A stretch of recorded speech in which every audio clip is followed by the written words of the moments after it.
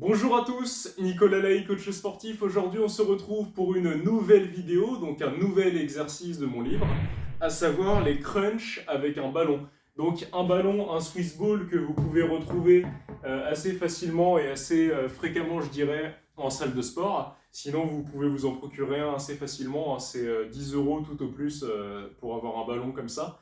Alors, c'est un exercice de crunch, donc un exercice qui musclera principalement le grand droit de l'abdomen, donc vos tablettes de chocolat, mais également qui aura une action sur les obliques externes, les obliques internes, le transverse de l'abdomen, et donc d'autres muscles, hein.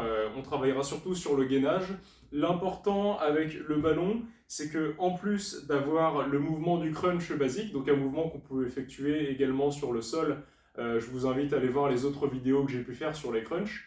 Là, on aura l'instabilité du ballon à gérer en plus, ce qui fait qu'on aura un gainage supplémentaire. Vous voyez, une difficulté supplémentaire à devoir gérer dans l'exercice. Et puis, finalement, c'est pas négligeable et ça nous apporte des bonnes sensations. Vous le verrez également, on pourra faire une sorte de complément de mouvement qu'on a du mal à faire sur les crunchs, du fait que lorsqu'on est sur le sol, en crunch basique sur le sol, donc, le sol ne bouge pas, il est dur, alors que le ballon, lui, il est mou. Donc il peut adapter un tout petit peu mieux la forme de notre colonne vertébrale, on peut être un petit peu plus mobile dessus, un peu plus souple dans le mouvement, et on va voir ça tout de suite. Donc pour vous placer sur les crunch ballons, je me mets sur le côté, donc hop, ce que vous allez faire, c'est que vous allez rouler votre dos en avançant vos pieds, d'accord? Ce n'est pas mon dos que j'envoie en arrière, c'est tout mon corps que j'avance directement, jusqu'à avoir les lombaires complètement dans le vide. Donc une fois que vous avez la position ici, vous devez reculer de manière à poser le dessus de vos grands fessiers, donc le dessus de vos fesses, juste sur le ballon. Si on regarde bien, j'ai le ventre parallèle au niveau du sol, c'est ce que je dois trouver dans le mouvement. Si je suis ici pour effectuer mon mouvement, mon ventre n'est plus parallèle, je suis trop haut, et en plus j'ai pas un bon étirement sur mes abdos. Donc ici, juste le dessus de la fesse, le dos droit, vous pouvez installer un doigt sur le sternum, un doigt juste en dessous de votre nombril, ou alors les mains derrière la tête, ça ne pose pas de problème.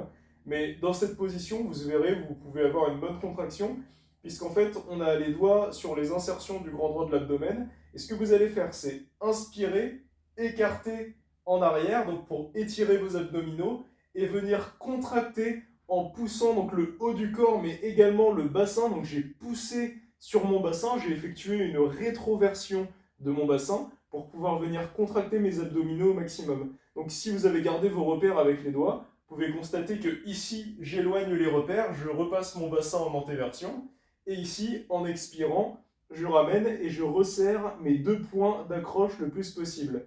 Et en fait, dans le mouvement, on peut voir que je ne monte pas qu'avec le haut de mon corps, je viens également pousser mes fessiers vers le haut, pour plier un petit peu en fait, vos abdominaux à la manière d'un portefeuille. C'est-à-dire que le haut et le bas du corps viennent se plier au maximum avant de réétirer en arrière.